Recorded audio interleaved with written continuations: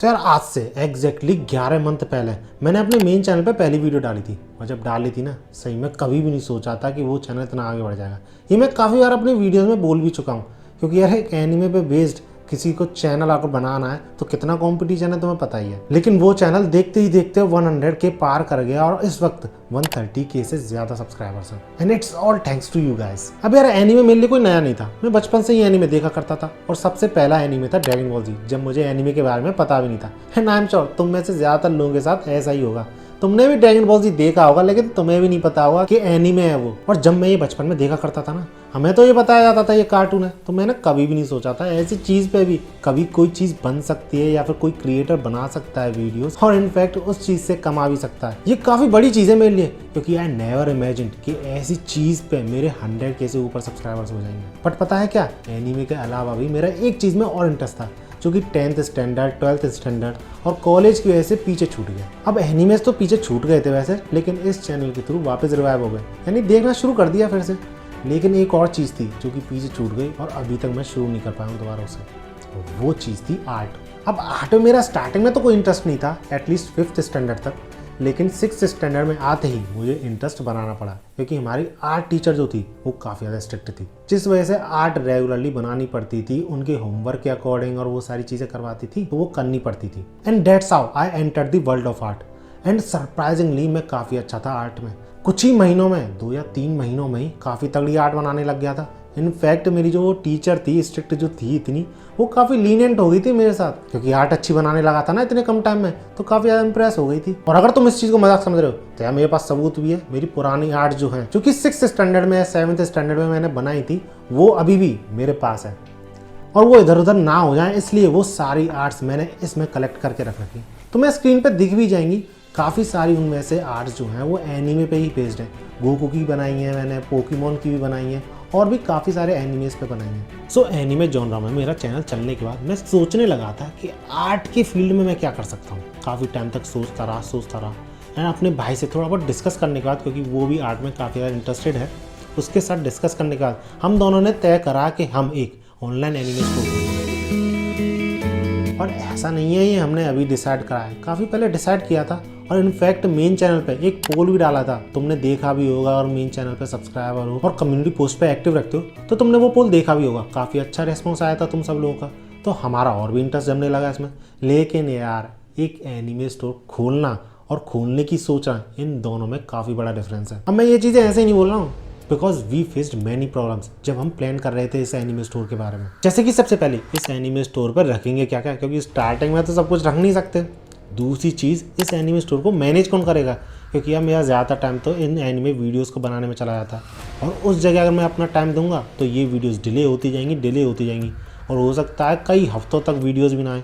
और इस चीज़ को तो मैं ज़्यादा प्रायोरिटी देना चाहता हूँ, तो इसलिए ये काफ़ी बड़ी प्रॉब्लम थी। तीसरी and one of the most important thing या फिर बोलूँ प्रॉब्लम, कोई खरीदेगा भी कि नहीं हमारे एनिमे स्टोर से, या फिर हम बना के बैठ जाएंगे सारी चीज़ें और कोई खरीद ही नहीं रहा है। क्या चीज़ यूनिक है हमारे एनिमे स्टोर की। अब इसके अलावा भी काफ़ी सारी प्रॉब्लम्स थी, लेकिन मेजर प्रॉब्लम्स यही फेस कर रहे थे हम। सो अगर सबसे पहली प्रॉब्लम की बात करें तो हम दोनों ने, यानी मैंने और मेरे भाई ने डिसाइड किया कि हम खुद की टी शर्ट्स बनाएंगे, क्योंकि रीसेलिंग करना चाहते तो हम कर सकते थे, लेकिन रीसेल में जो टी शर्ट्स आती हैं उनकी क्वालिटी कुछ इस तरीके की होती है, यानी ऐसी टी शर्ट जैसी होती है जो कि बहुत बुरी क्वालिटी की थी।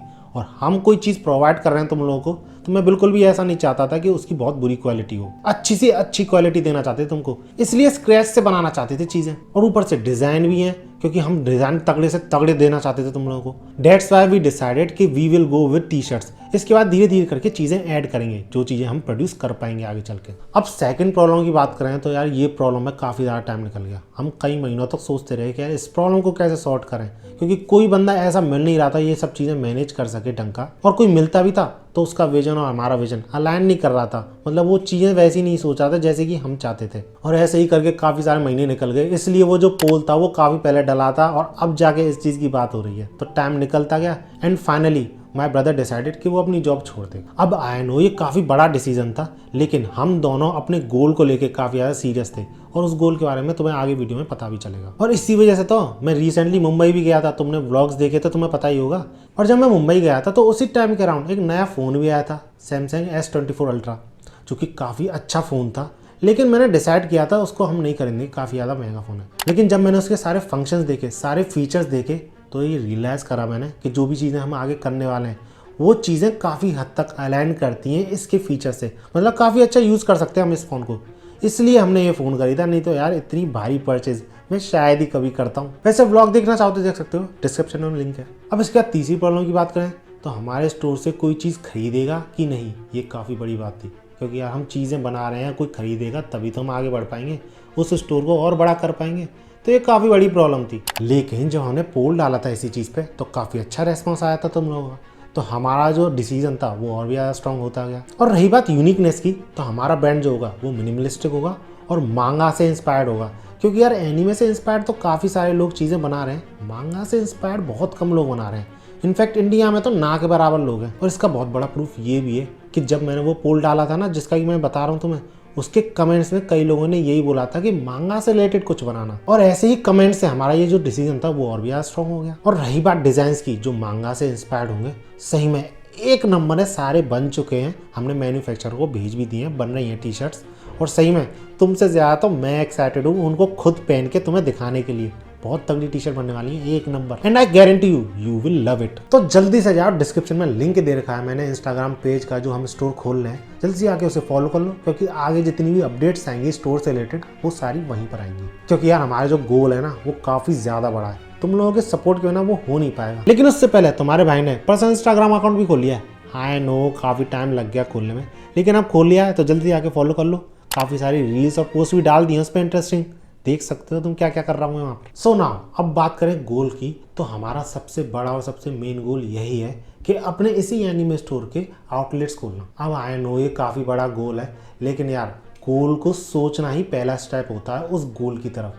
तो वही चीज़ हमने कर ली है फिलहाल के लिए। अब बाकी क्या क्या होता है चीज़ें वो देख रही है। बाकी आई नो यू गाइस, यार तुम इस चीज़ में भी मुझे सपोर्ट करोगे जैसे हमेशा करते हुए आए हो। और रही बात वीडियोस की, तो मैं आगे भी वीडियोस बनाता रहूँगा, वो कभी नहीं रुकेंगी। इनफैक्ट आगे इम्प्रूव भी होंगी, क्योंकि इस चीज़ पे भी काम कर रहा हूँ मैं सीक्रेट। आगे चल के वो भी अनाउंस करूँगा कभी, तो सब्सक्राइब करके रखना ना इस चैनल को, इसी पे आएगी वो वीडियो। एंड आई नो तुम सारे लोग काफ़ी अलग अलग एनिमेस पे मुझे वीडियोज़ बनाने की बोलते रहते हो, तो हाँ मैं उस चीज़ पे काम कर रहा हूँ। और आगे चल के चैनल्स पे अलग अलग एनिमेस पे काफ़ी सारी वीडियोस आएंगी, फ्रीक्वेंसी भी बढ़ेगी। So don't worry, that's it for this video. और कमेंट में जाके बताओ कौन कौन एक्साइटेड है इस चीज़ के लिए। और भागो